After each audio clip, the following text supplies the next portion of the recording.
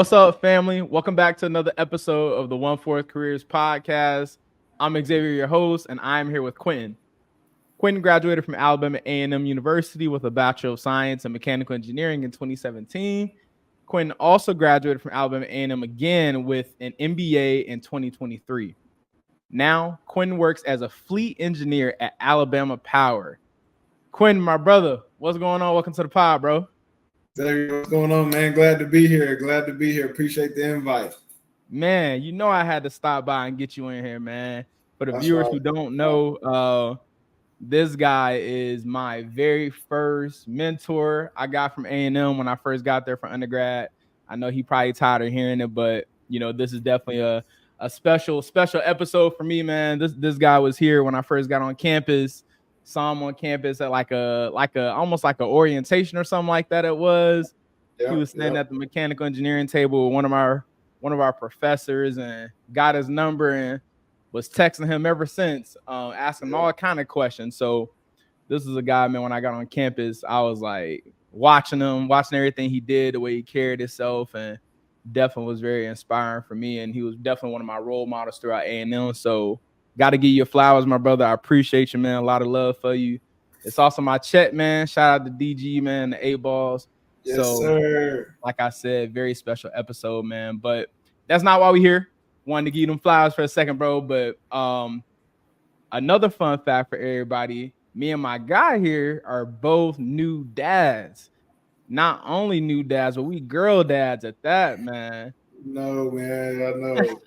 Man, like, I blame you.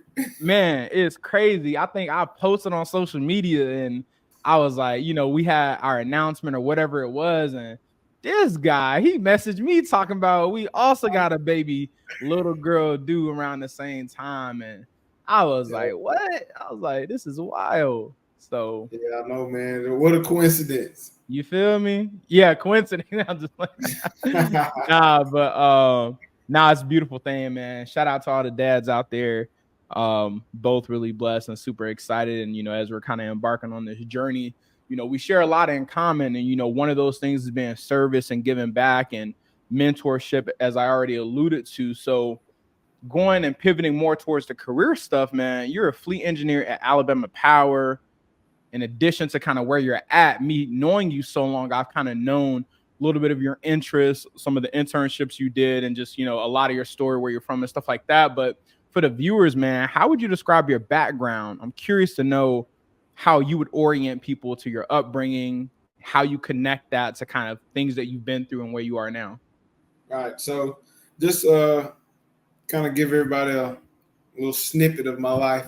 So grew up in a small town in Southwest Alabama, Milroy, Alabama. There you go. It's a really, really small town, but growing up in a place like that, you have to be self-sufficient and you have to learn. You have to be quick on your feet and you have to pick up things really fast because, like I said, there's not a Walmart on every corner. There's not a gas station or car shop on every corner. So you have to be able to pick things up and learn really quickly. So growing up, like I said, that was my life. And then after high school, had to make a decision. Were you going to go to work or are you going to go to school? Decided to go to school because I was playing sports at the time, playing football. And like I said, I went to college. And it was a little, overwhelming at first coming from a small school, then going to a university where there's a lot more going on, a lot more people, a lot more to deal with. So, that was a little struggle at first. But, again, from being in a small town, you have to adapt to everything in every situation. So, I was able to kind of, learn as I went and learn the ropes of college and, the do's and don'ts. And just naturally, my granddad, he was a bus mechanic. And I've always kind of been around vehicles and always interested in how things work and, have some conversations with my dad, one of my biggest role models. Like I said, he just, kind of gave me that little push I needed to pursue the engineering career. Like, hey, you're already doing it. You learn on the fly, you solve problems. You might as well make some good money, outside of college. So I got into engineering when I transferred to A&M and, like I said, got there and, got into it. And again, you got to pick up, learn quick, solve problems. So I was able to adapt again, and just pick up and run with it. And here I am today. What 7 years out of college, working for a really good company, got a really good job as an engineer, doing what I love, solving problems and working with vehicles and all kind of equipment. So that's kind of just a snippet of how I got to where I am today. Man, you had me weak when I saw that. I saw that post where you went through the whole how you change your oil, and at the end of the video, you like, so basically, y'all go get this done, man. Y'all don't have to, sit through that and, follow all those steps, which was funny because Dr. Adams, for the viewers who don't know, a professor at our school, shout out Dr. Adams, he basically taught me how to kind of change the oil.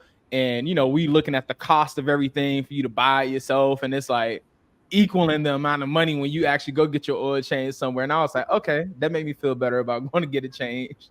Yeah, man, that was the Shade Tree Mechanic Chronicles. Right. Man, that's crazy. Cool. So you're a fleet engineer, bro. I don't know if I'd ever heard that title, until you told me the title. How would you describe your role? How does mechanical engineering play a fit into that? And how would you kind of outline some of your responsibilities for the people? Gotcha. So a fleet engineer to me was a new term. Like I said, I kind of knew what it was, but just the term fleet engineer was very new to me, even while I was working, because I started out at power plants working as a project engineer and basically managing environmental projects around coal-fired power plants.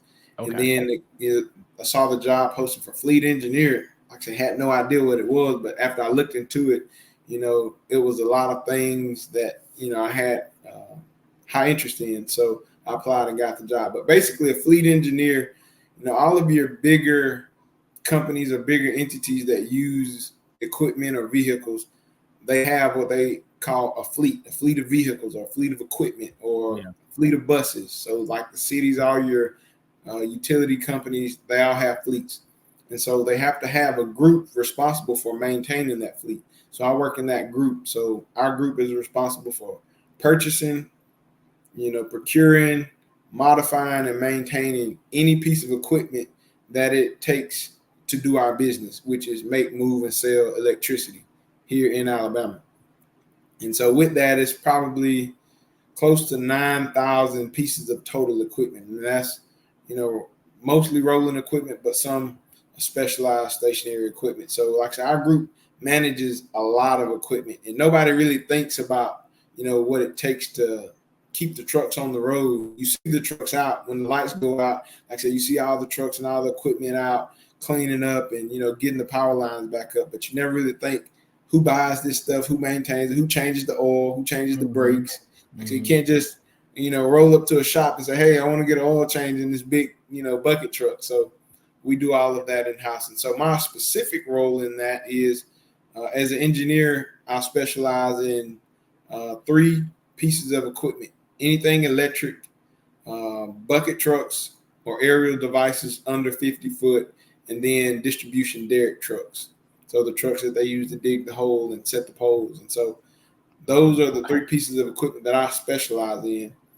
And so my main roles under those 3 pieces of equipment is to modify and maintain the specifications. So everything that we order is, custom. And so it's down to the type of lights that we want, what type of wiring that we want, what type of connections they have to use when they're building our trucks. So everything is so specific on what we want, what we need as a company. And so I'm responsible for that specification to make sure those things are updated every year, as well as any modification made to my pieces of equipment. So if there's a user on a truck and he said, hey, I got an idea, I think this will make it better for everybody that's using these type of trucks. So I kind of evaluate the feasibility of that, and then, either make that change or justify why we can't make that change and come up with a, business case for it. Or somebody may say, hey, we need more lights on this truck because we do X, Y, and Z. We need a solution. So then that's when it really gets fun, because you just get kind of a blank slate. Say, hey, find a solution to this problem. Yeah. And then, seldomly we'll make in-house modifications, steps. Like, hey, this step is a little too high or a little too low. Can we bring it up? Can we add a bracket for this specialty tool? So we'll design different small pieces to add to the truck. So that's kind of in a nutshell what we do. Sound like y'all building transformers or something, man. Man, hey, look, it ain't too far from it. I'll say Right, that. right. Add modifications to vehicles and stuff. It remind me of like Fast and Furious, Transformers, Death Race, whatever it is, man. But Oh yeah. I was about to say, man, y'all sound high maintenance too with all that customization. Y'all 9,000 pieces of this and that and everything Oh yeah. custom.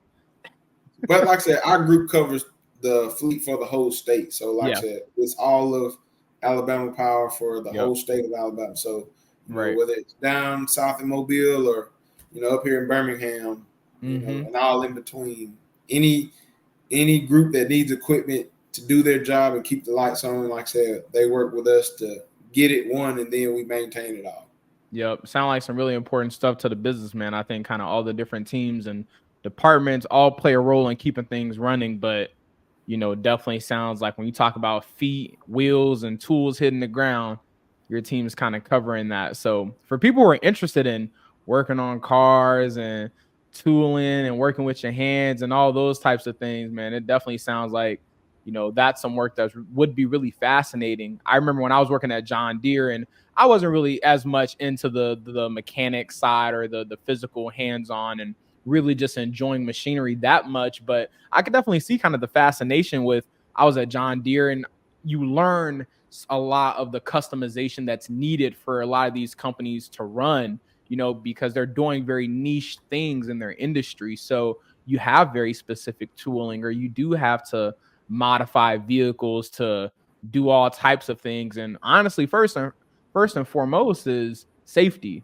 So when you're doing all these different jobs and digging and drilling and any and everything that's done from a large physical sense, when we think about plants and all the things, sometimes you can't just go do it and duct tape stuff on to these vehicles and all that, right? So kind of getting into the weeds here. So let's dig out of that, man. And I want to know, how did you get into your role, into your company? Can you provide a little bit more of the details of how you secured the opportunities that you've recently been able to take hold of? Right. So of course, just like with anything else, you have to have a plan for what you want to do in life. And I knew I could, have a good life financially as well as an enjoyable life because of the things that I enjoy doing and, the way I learn and process and, handle problems. I figured I would have an enjoyable career as an engineer. So that was first off. I had to decide what I wanted to major in when I got to college and, kind of go from there. So once I, got in my major and started learning, started seeking out those internship and co-op opportunities.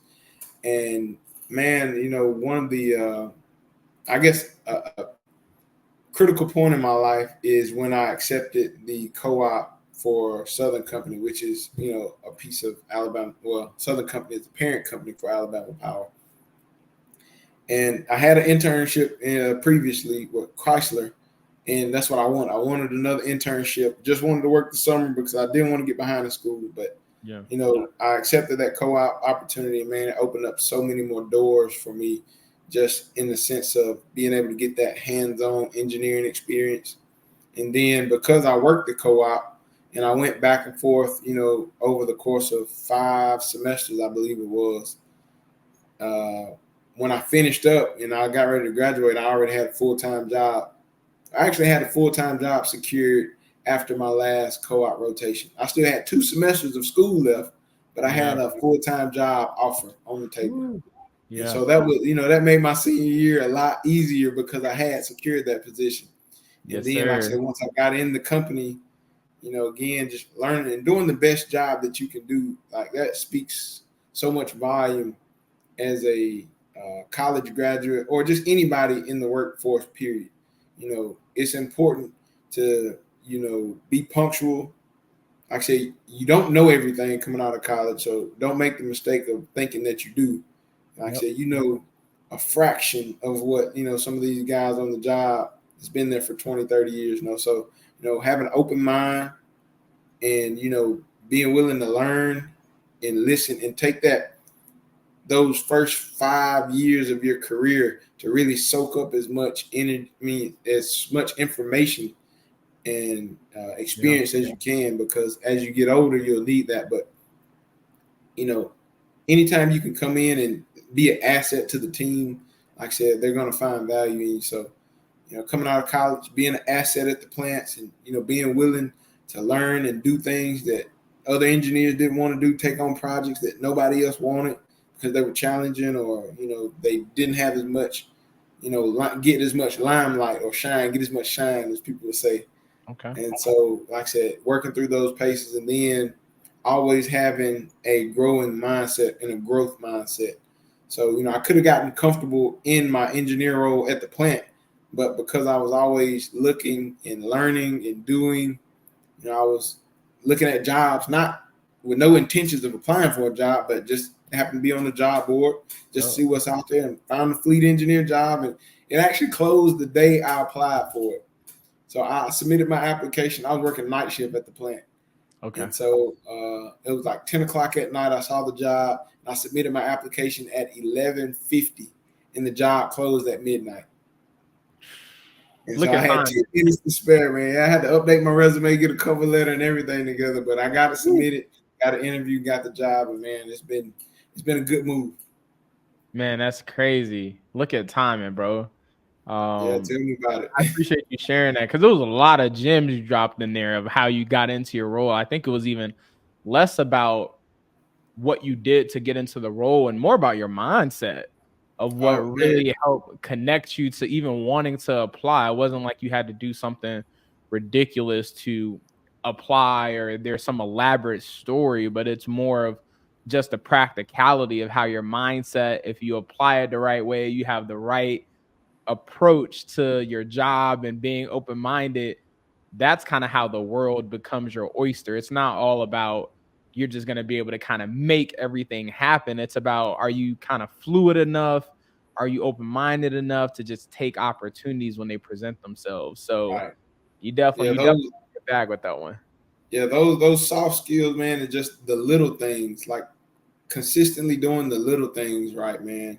Because like you have all the technical skills and technical experience and the know-how, but if you can't get your foot in the door, if you can't get that opportunity, if you can't get a seat at the table, all of that is irrelevant. And the only way you're gonna get that opportunity is doing those little things right and consistently. That's it. Nah, that's it, bro. So being in your role, can you tell me some of the skills or certifications that you've observed are really helpful for you as a fleet engineer or just as an engineer, kind of maintenance of your skill sets in general? Right. So, of course, starting with engineering degree, got to have that, of course. Yeah. And then I would suggest anybody in the engineering field, take the FE exam, Fundamentals of Engineering exam, while you're in college. I didn't. I wish I had, but that Fundamentals of Engineering exam kind of gives you an opportunity to take the PE exam later on down the line. So what a lot of people won't tell you is, to take the PE, you have to have passed the FE, plus you have to have like 5 years of experience. So that's kind of like the criteria. Pass the FE, and then from the pass date, 5 years of experience or equivalent. I don't know how it's worded, but then you can sit for the PE exam. So I thought, I work a little while, then I take my PE. Now I don't work like that. So, those are 2 certifications that I wish I had. And at the end of the world, if you don't get it, it just makes you more marketable. Yeah. And then as far as a fleet engineer, just being mechanically inclined, because basically you're working with a system or a piece of equipment that is built around several different mechanical processes. Now there are electrical circuits and a few other odds and ends, but 95% of a vehicle is a mechanical process. Yep. Even the electric vehicles, you got a battery pack and motors, and that's electric, but everything else is mechanical. Gears, you got drives, you got shafts, you got suspension, you have fluids, like all that is mechanical. Right. Like I said, having that mechanical background really helps a lot. And then there's a thing called ASE certification, and basically that's what our mechanics have. So any certified mechanic that works at any auto shop or dealership, they're going to have ASE certifications. And so if you don't have to have an ASE certification, but if you have an ASE certification, then that makes you more marketable as a fleet engineer, because for an employer, it's like, okay, this guy, he's not a mechanic, he's an engineer, but he also understands the small intricacies that the mechanics have to understand to actually fix the vehicle. So not only does he know the theoretical piece, he knows the hands-on portion too, and he knows what really makes the world go round. So yeah, it also helps you communicate with the mechanics, because how many times in the engineering space, and I think this is really where I was introduced to the concept of design engineers having beef with the manufacturing engineers, or really vice versa, right? People are theoretically designing things that when you practically, look to manufacture or build or put them in place, you're like, what did you design? Like, this does not work at all. So possibly having the ASE certification and not being a mechanic, it really helps, with the relationship building with mechanics, because it's like, hey, I speak your language. I know what you need to do, or, you're a better partner in doing that. So I think that's really cool to call out, man. I think you're really dropping some really important things for up and coming engineers to know, just so they kind of know some other things that maybe will become important to them that aren't important to them, maybe in undergrad, or even if it's someone who's a working age adult, just providing some of that perspective from where you're coming from. So I appreciate you sharing that. You also touched on kind of the baseline, right? Of like, you got to have an engineering degree. So that's really like the biggest thing. So I think with pivoting, it may be more pivoting within engineering space after you've already hit that milestone, similar to yourself going from project engineer in the plant, managing environmental projects, to becoming a fleet engineer. It seems that once you acquire that engineering degree, then you have some flexibility, if you're a really good engineer, kind of doing different types of engineering in different ways, but they all come from the same fundamentals. Now, I'm also curious if you could go back to undergrad and give yourself advice. Can't call out the FE. You already mentioned that one. So I'm going to challenge you to kind of think of something else here. If you could go back and give yourself advice as you prepare to better prepare for the role you're in now, or even if it's maybe not the role, maybe, your career of what you've seen over the last 7 years, what would that piece of advice be? And it doesn't have to be restricted to professionally. It can also be personal, but just giving you kind of the open floor there. I would have done more job shadowing than, along with the internship and co-op to get the experience, but just like, make some connections within the city. For us, it would have been Huntsville. Make some connections within the city of Huntsville, and just like, hey, I think this is something that I might be interested in one day. Let me get on LinkedIn, or let me go by a garage or a body shop, or, a dealership, and say, hey, I'm a student. I'm, going through engineering, and I'm trying to figure out what I want to do in life. Do you mind if I just like job shadow you for a day? Not looking for any compensation or anything like that, but just like, let me see what really goes on in here, behind closed doors, and what a day of work really looks like in corporate America, in that field or that part of the industry that you want to work in. Now, I know it's going to be hard for some, like if you're interested in working in nuclear, you can't just go to a nuclear plant and do job shadowing for a day. Like, there's a lot of red tape that you got to, overcome. But other, instance, like a fleet engineer, somebody can reach out to me and say, hey, Quinton, I want to come job shadow. We got several small little things in place that we have, just for liability purpose. But outside of that, that's not a big issue.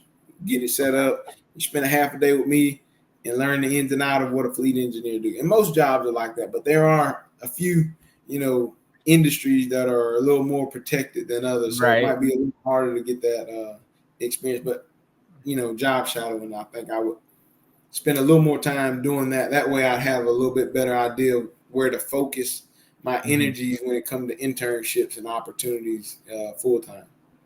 I love that. I love that. That is some great advice. I think a lot of people can benefit from doing that. I think a lot of people didn't know that they could even do that. Sometimes you're in school and you're like, I'm just a student outside of internships. Like, I can't go talk to adults. I can't go talk to other employees. But understanding where you are in your journey, being an undergrad, you are an up and coming, contributing to society, full time, paying your taxes. If you're not doing it already, like you're about to be peers with the people that you could be hesitating to reach out to. And I think something that people are not told enough, bro, is people want to give gems. Like people want students and younger folk and even working age adults to show some type of hunger for knowledge and just ask questions, because a lot of us, we recognize when someone's just trying to get better. They just trying to get better. They trying to learn.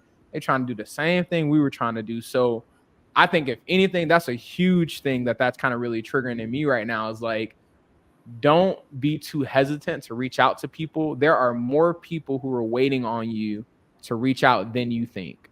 So reach out to people. People do want to talk to you, obviously, especially when people look like you, like us. I know, especially kind of the culture within our community is you want more people reaching out. So really appreciate you mentioning that. Next thing is career path. So you've been out of undergrad for a little while, out of getting your master's for a while. How would you describe as a fleet engineer what those promotions look like, the different levels? Take it any way you want. So, and I'll speak for our company, and I know other companies probably have a similar structure. Mm-hmm. So you come in entry level, then you have, entry level 1, 2, 3, or XYZ senior engineer or subject matter expert. Basically, that's pretty much the top level of engineering in most companies is senior engineer or subject matter expert. And so for our company, like I said, I come in as a project engineer working in power generation at the plant. I kind of progressed my way, kind of made it halfway up the ladder, and then I swapped over to fleet. So, and when a lot of people don't talk about this, but when you move to a different business unit, even though I'm within the same company, I'm in a different business unit. And before I can get that senior level engineer, I have to learn and know and be that subject matter expert. So now, like I said, I'm 6 years into the company and I make a transition to another business unit. Now I got to relearn everything from the ground up and still try to work my way toward that senior level engineer. It's not all, well, I've been here 10 years, I should be senior level engineer by now. That's not always the case. It's more about, how much of an asset you are to the company in that department. So like I said, if you are that subject matter expert and you know all the things that you're supposed to know, then you can, be that senior level or get that promotion to senior level engineer. So right now, that's kind of the process I'm in now. Okay. If I was still at the plant, I would have, been at a different level, but because I did swap business unit, kind of slows your progress down. But at the same time, it also makes you more marketable because now I know what we did in generation, and now I know what we do in fleet services as a fleet engineer. So now I know two parts of the business. You're cooking. And so, it just it's adding more to your resume. And so if you look at it from one lens, you're like, man, Quinton should be at this level. But in the grand scheme or the big picture, like, he should be at this level, but he knows this. He knows how they operate over here and how they operate over here. So, it's all about, long term. And long term, my career path, I'm looking to, like I said, be a valued asset for the company, in more than one business unit or more than one group. Like I said, I feel like my personality traits and just my leadership characteristics, I can make a difference in this company, in a big way. So that's my ultimate. Let me just say it for you, because he's saying it real clean right now. My guy is destined for executive seating, like manager, stay somewhere, keep grinding, keep stacking.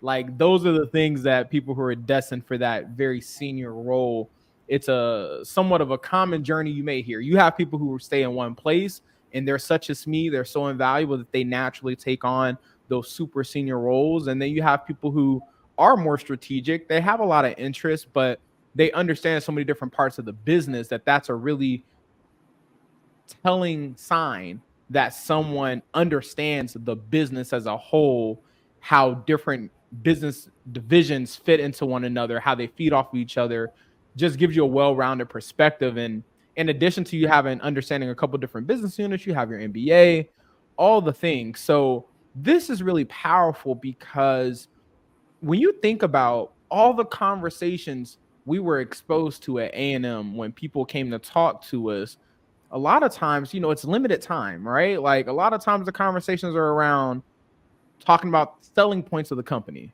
or talking about, hey, if you come here or if you're like me and you stay for a really long time, they're going to take care of you. Like long down the line, you're going to be taken care of.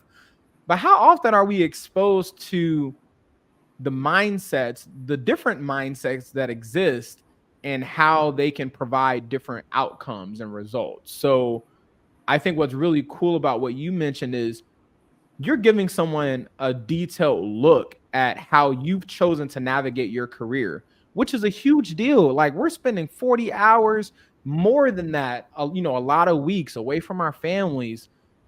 It's really important to learn how people make decisions for themselves. So you're sharing detailed information of decisions you've made for yourself that impacts you and your family. So I think that's incredible to hear how you chose to navigate your career, being in generation, deciding due to interest, due to the long-term vision of maybe where you want to go, and just being a curious person, making that switch. And that's something that a lot of our viewers, a lot of you who are watching, you'll do the exact same thing.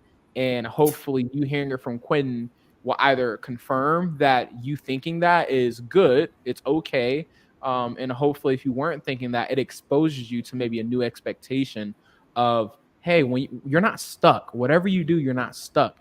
And if you're a working age adult who's already done with your education or whatever the case may be, another testimony that it's okay to have some change, right? Like this is chess, not Right. checkers. So Right. all that And to I'll tell say, you, and I'll yeah, tell anybody right now with yeah, the climate of things and COVID, and I don't know what has happened to the world, but if you don't have the job that you want, or if you hate going to work every day, start looking for other opportunities, because there are so many opportunities out there now for people in the technical field, the trades. It is so many opportunities. I don't know if I've ever seen it, like this from the time, and I've been working for a pretty good little while, even from yeah, the time when I was in middle school and high school, I had a full-time job, and it was a family business, but, I still had to go to work. And yep. then trying to find jobs in, high school and in college, man, it was so hard. But now it's like everybody's hiring. So if you don't have the job that you want, or you think you should have, or you don't enjoy what you're doing, find something else, because I guarantee you Got it, something else out there for you. got it, got it, got it. Got to. I love it. Hey man, as long as y'all have a plan, man, and put your mind to it, and have a network. Don't listen to Quentin and just quit your job now. Y'all got bills, but just be smart about it. Like have a plan and feel encouraged and empowered to make a change for your happiness, which is also what this whole pod is about. So transitioning, man, as we start closing, who inspires you in life? That could be professionally, that can be personally. How would you describe where you get your inspiration? So again, I think I mentioned it earlier, but my dad, man, he's my biggest supporter. He's always been my biggest supporter. And like I said, he's always pushed me to be more than what I always thought I could, or ever thought I could have been. And of course my wife, she supports me, like I said, and she believes in everything I do. But before I met her, and kind of what started me on my path is my pops, like I said, and just to see how he grew up and what he had grown up and what he was able to do for his family and achieve throughout his life and his working career. And then having kids and instilling in them work ethic and building stuff up for us. Like I said, it's like if he came from nothing and he was able to build this, then just imagine what I can do. I got resources. I had my mom and my dad in my life, and we weren't extremely poor, but we didn't have a whole lot of money either. But so I had resources. I was able to have money to, I guess, invest in school and activities and sports and stuff like that. So I had every opportunity in the world to be successful.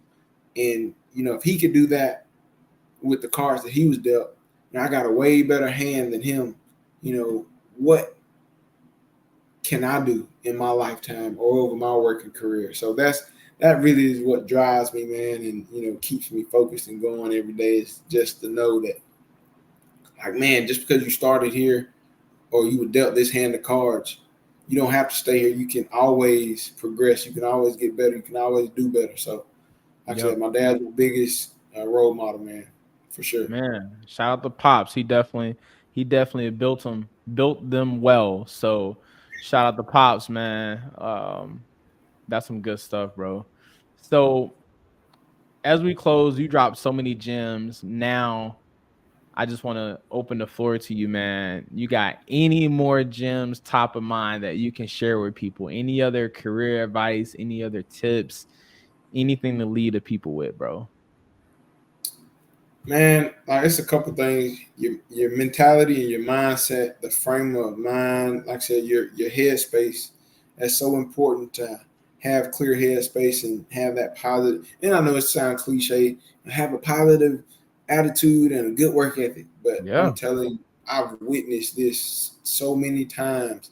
You might not be the smartest and you might not know everything, but if you come in with a positive attitude, open mind, and the willingness to work and get stuff done and solve problems, the sky is the limit. Like, that can get you way further than the actual, technical knowledge or information that Like I said, that, and I've seen it time and time and time again. Just, that your mentality, your headspace. If that's not right, nothing else is going right. So focus on that and make sure you are okay. You are doing the best that you can do, and you're bringing your best every day to work. I know it's repetitive, but it definitely pays off.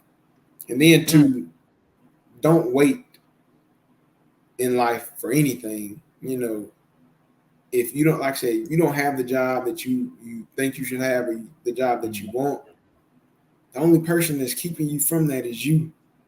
You have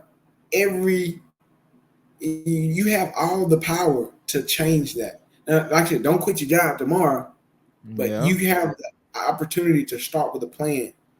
You can make that plan happen. You can put that plan into action. If you don't have that degree that you think you have the opportunity to go back to school. Now, you might have to pick up a second job or, sacrifice. You got to make sacrifices, but you're always holding the key to your own destiny. Like I said, you just have to use it. Yes, sir. Yes, sir. I love it. So I can sit here and just talk just all night, but those probably are the two highest things. Like I said, just your headspace, and then two, like I said, if you're not happy, do something about it. Yes, sir. Man, nothing left to say, man. Nothing left to say at all other than you dropped the mic, brother. This was amazing. I appreciate you coming in and sharing all this information. Hopefully y'all can see why this was my ace. This was my guy who I was leaning on, who I was kind of watching, admiring, and just following his steps through undergrad, man. I definitely feel like I did all right. I did all right. Choosing the mentor and stuff, man. You come into college, man, already kind of hit the road running. So it was very little that I had to do. I just had to, keep being the person I was. I wasn't worried about you at all, man. Like I said, you can tell, man, you had to look in your eye, man. You come in hungry. So like I said, you can definitely tell the students, especially freshmen, the ones that's, are really motivated and, focused on what they have to do to get to where they want to go. And so we definitely saw that in you, man. And like I said, from day one, I knew you just bound to do great stuff. So, like minds, hang out or, hang together or whatever the saying is. But like I said, definitely have really grown and matured a lot. Like I said, and believe it or not, like I said, you're my role model too. Like I said, you've done stuff and I've seen you just take opportunities and do things. And like, wow, man, this kid is really taking off. Like, man, I need to tighten up. Let me, tighten up my resume a little bit. So, I appreciate the push. So, like I said, it worked both ways. Like I said, you look up to me, but also I look up to you as well, man. So, again, appreciate you for having me here, man. And like I said, glad to help anytime. Yes, sir. None but respect, all love, my brother. Cool. Well, we'll be chopping it up per usual, my guy. You take care and hug and kiss the family for me. I will, man. Appreciate All it. right, cool. Appreciate you, brother. Man. Hey, this one ran a little bit long, but like I said, this was a super special one, guys. Really appreciate y'all stopping by. Like, comment, subscribe, hit the notification button. I appreciate y'all stopping by. More content on the way, trying to crank this stuff out as much as I can. Really passionate about it. Really excited to deliver more, and hopefully you guys will continue to be interested in some of these different episodes, and maybe you'll see some of the titles and say, I want to hear about that role, or I want to hear from that person. I encourage you, even if you're not interested in the role itself, maybe still check them out, because as you guys are noticing, you're getting all types of gems from different types of people. So I think this is a really good space and place for you to find other individuals who look like you, or other individuals who are striving to just be successful, no matter the role, no matter the company. So I really hope that this was powerful for a lot of you. I hope it was moving, and feel free to drop any comments if you want to see any other particular content. Love to hear from y'all as well and get feedback. So like I said, appreciate y'all stopping by. Stay blessed, stay happy, stay blessed, stay both, whatever. And peace out, family.